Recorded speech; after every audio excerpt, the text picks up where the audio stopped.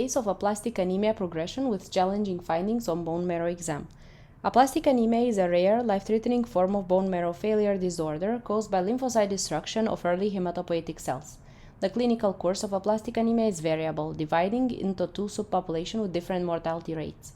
Some patients recover or have stable disease following treatment, others progress to secondary hematologic disease, acute myeloid leukemia, myelodysplastic syndrome, or paroxysmal nocturnal hemoglobinuria. Our case is about an 81-year-old female with past medical history, hypertension, anxiety disorder, and severe aplastic anemia who was diagnosed in 2006 and was refractory to multiple regimens and treated with growth factor without improvement and also with several cycles of immunoglobulins, cyclosporin and prednisone, which were complicated by hypertensive stroke. Also, both horse and rabbit anti-thymocyte antibodies were tried and then switched to danazol and prednisone, and there was minimal improvement. Patient was not a candidate for a stem cell transplantation as she was frail and unable to tolerate induction therapies. Over the course of the year, her white blood count and neutrophil counts has improved, requiring no transfusion, and her red blood cell number was stable while on 4 to 6 weekly red blood cell transfusion. Her cell counts were stable until 2017 when the transfusion requirement increased. She got a flow cytometry, which demonstrated a large paroxysmal nocturnal hemoglobinuria clone. Bone marrow biopsy at the time showed 50% of cellular bone marrow with multilineage hematopoiesis and erythroid hyperplasia. No definite morphologic evidence of dysplasia was seen at that time, and there was no more evidence of aplastic anemia. Patient was started on eculizumab in December 2017, and her transfusion requirement returned to platelet transfusion independence, a red blood cell requirement every 3 to 4 weeks. Patient was changed to ravulizumab in June 2019 after it was approved by FDA.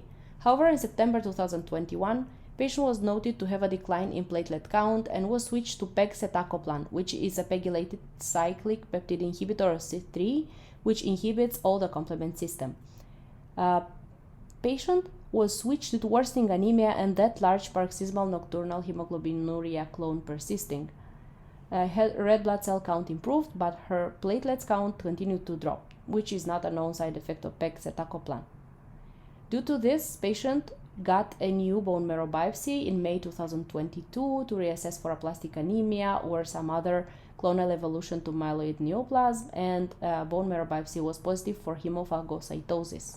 Patient didn't meet the criteria for hemophagocytic lymphohistiocytosis. What is hemophagocytic lymphohistiocytosis? It's an aggressive and life-threatening syndrome of excessive immune activation. Ideally, the diagnosis of hemophagocytic lymphohistiocytosis, HLH, is based on fulfilling the published diagnostic criteria used by HLH 2004 trials. One of them is in adults heterozygosity of the one of the following genes, PRF1, UNC13D, and the other genes that you can see here.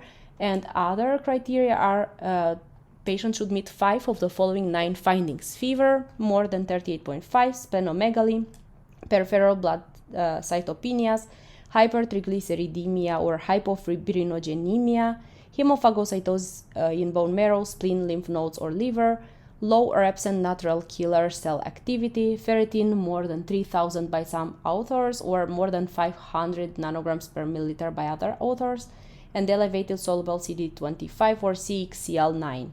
HLH may simulate a number of conditions that can cause fever, pancytopenia, hepatic abnormalities, or neurologic findings.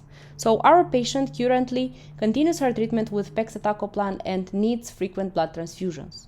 In conclusion, aplastic anemia progression to PNH is known to be common. However, the particularity of the case is the hemophagocytosis found on the bone marrow exam. Even if observed in a single cell, hemophagocytosis should always be documented in the bone marrow reports, and the differentiation of HLH with other causes of hemophagocytosis is essential, as HLH is a life-threatening condition.